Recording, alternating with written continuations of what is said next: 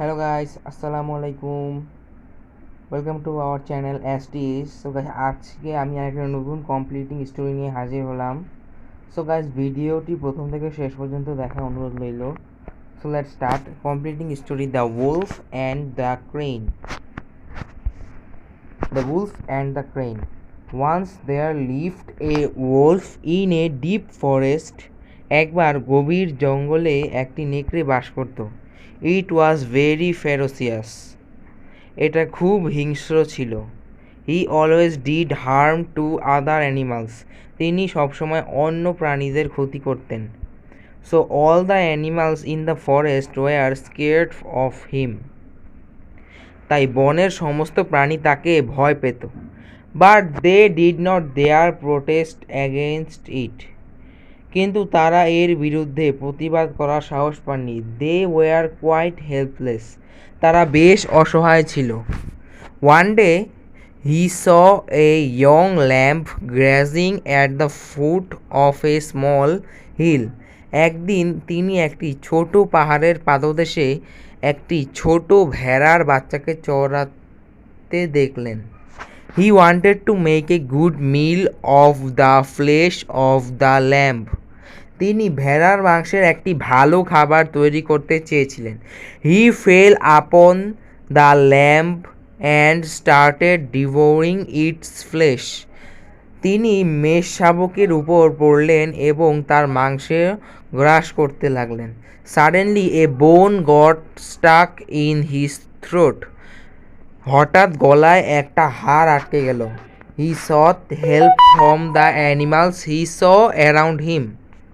তিনি তার চারপাশে যেসব প্রাণী দেখেছেন তাদের কাছে সাহায্য চেয়েছিলেন।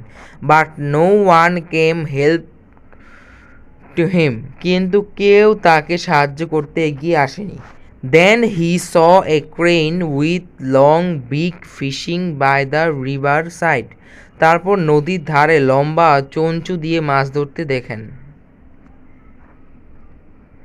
He went near him and requested him to bring out the bone from his throat with his beak.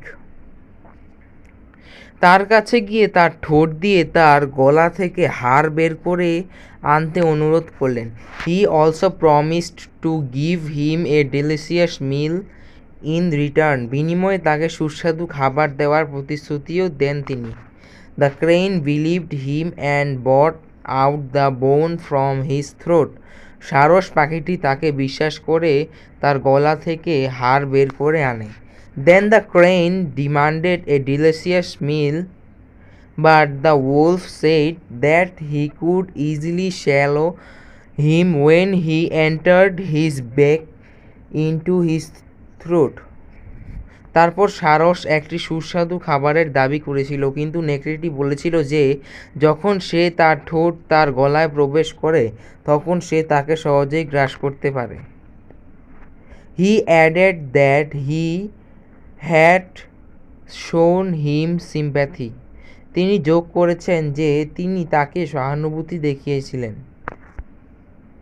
The crane became afraid of his life and at once flew away. ক্রেনটি তার জীবনের ভয় পেয়ে উড়ে গেল। Thanks for watching this video.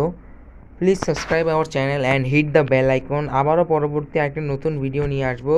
তখন পর্যন্ত bye bye.